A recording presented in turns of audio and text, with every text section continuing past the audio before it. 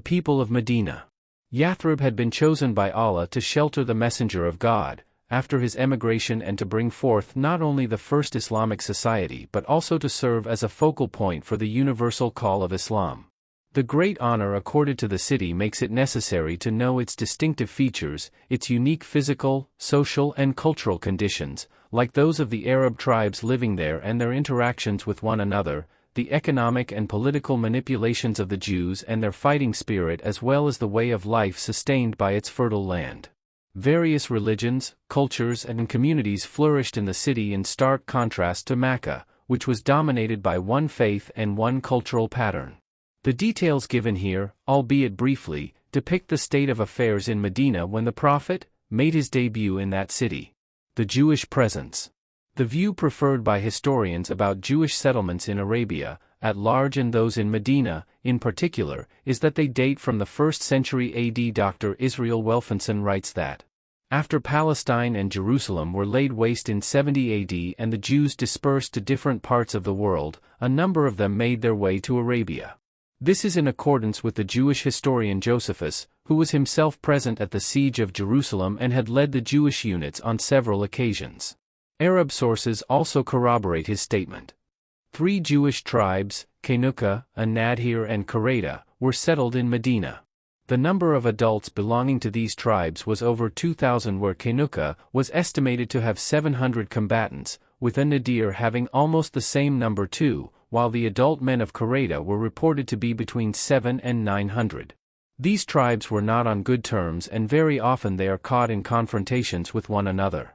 Dr. Israel Welfenson says, Bani Qainuqa were set against the rest of the Jews because they had sided with Bani Khazraj in the Battle of Bu'ayth, in which Bani An-Nadir and Bani Qurayda had inflicted a crushing defeat and massacred Bani Qainuqa, even though the latter had paid bloodwit for the prisoners of war. The bitterness among the Jewish tribes continued to persist after the Battle of Bu'ayth. When Bani Qainuqa subsequently fell out with the Ansar, no other Jewish tribe came to their aid against them, Ansar. The Quran also makes a reference to the mutual discord between the Jews. And when we made with you a covenant, saying, shed not the blood of your people nor turn party of your people out of your dwellings. Then ratified our covenant, and were witnesses thereto. Yet it is you who slay each other and drive out party of your people from their homes, supporting one another against them by sin and transgression, and if they come to you as captives ye would ransom them, whereas their expulsion was itself unlawful for you. Quran 2:84-5. The Jews of Medina had their dwellings in their own separate localities in different parts of the city.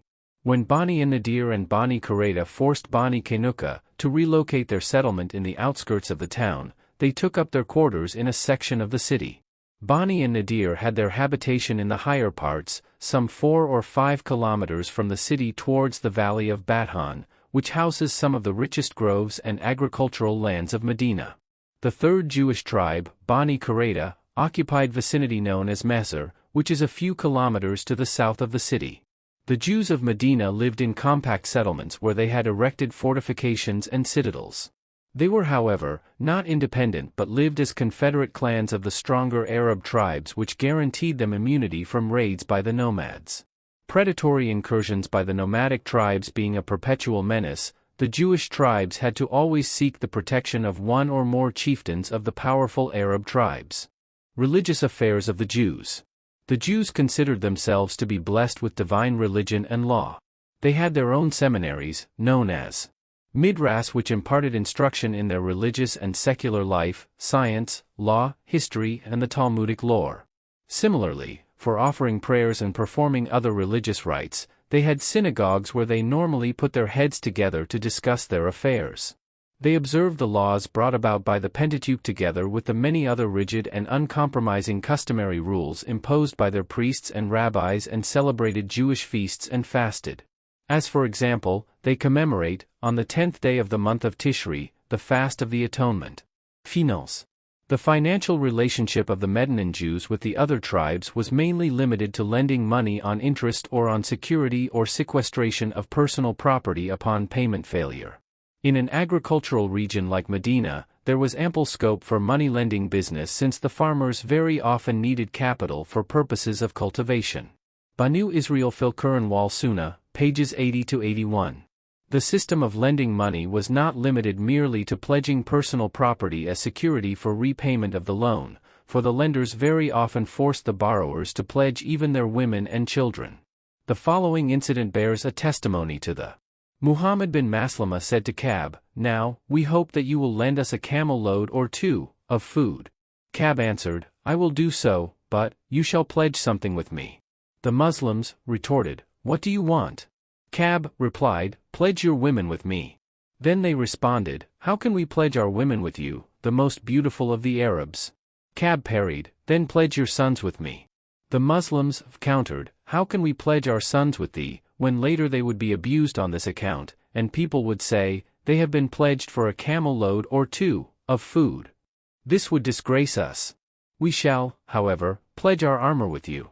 Such transactions produced naturally enough hatred and repugnance between the mortgagees and the mortgagers, particularly since the Arabs were known to be sensitive where the honor of their womenfolk is concerned. Concentration of capital in the hands of the Jews had given them power to exercise economic pressure on the social economy of the city. The markets were at their mercy. They rigged the market through hoarding, thereby creating artificial shortages and causing the rise and fall in prices. Most of the people in Medina detested the Jews owing to such malpractices of usury and profiteering, which were against the substance of the common Arabs. The Jews, in their social transactions with the Arab tribes, Aus and Khazraj, spent lavishly, though judiciously, in creating a rift between the two tribes. On a number of occasions in the past, they had successfully pitted one tribe against the other, leaving both tribes worn out and economically ruined in the end. The only objective Jews had set before themselves was how to maintain their economic dominion over Medina. An incident related by Ibn Hisham that took place after Medina became Muslim sheds light upon this strategy. Shatbk was an old Jewish man and he felt bitter against the Muslims. He passed by a place where a number of the Prophet's companions from Aus and Khazraj were talking together. He was filled with rage seeing their amity and unity. So he asked the Jewish youth who were friendly with the Ansars to join them and mention the Battle of Bu'ayth and the preceding battles, and to recite some of the poems concerning those events in order to stir up their tribal sentiments. The cunning device of Shatbk was not in vain, for a few years before Islam, the two tribes had been at daggers with each other. Their passions were aroused and they started bragging and quarreling until they were about to unsheath their swords when the Prophet came with some of the Muslim emigrants from Mecca. He pacified them and appealed to the bonds of harmony brought about by Islam. Then the Ansars realized that the enemy had duped them. The Aus and Khazraj wept, embraced and welcomed back one another as if nothing had happened. For many centuries, the Jews had been waiting for a redeemer. This belief of the Jews in the coming prophet, about which they used to talk with the Arabs, had prepared the Aus and the Khazraj to give their faith readily to the prophet. The Jews of Arabia spoke Arabic although their dialect was interspersed with Hebrew, for they had not completely given up their religious aspirations. In regard to the missionary activities of the Jews, Dr. Israel Welfinson says, "There is less uncertainty about the opportunities offered to the Jews in consolidating their religious supremacy over Arabia. Had they so willed, they could have used their influence to the best advantage. But as it is too prominent among every student of Jewish history, they have never made any effort to invite other nations to embrace their faith. Rather, for certain reasons, they have been forbidden to preach this to others." Be that as it may, many of the Aus and the Khazraj and certain other Arab tribes had been Judaized owing to their close social connections with the Jews or ties of blood. Thus, there were Jews in Arabia, who were of Israelite descent, with a fraction of Arab converts. The well-known poet Ka'b bin Ashraf, often called an Nadir, belonged to the tribe of Tay. His father had married in the tribe of Bani and Nadir, but he grew up to be a zealous Jew.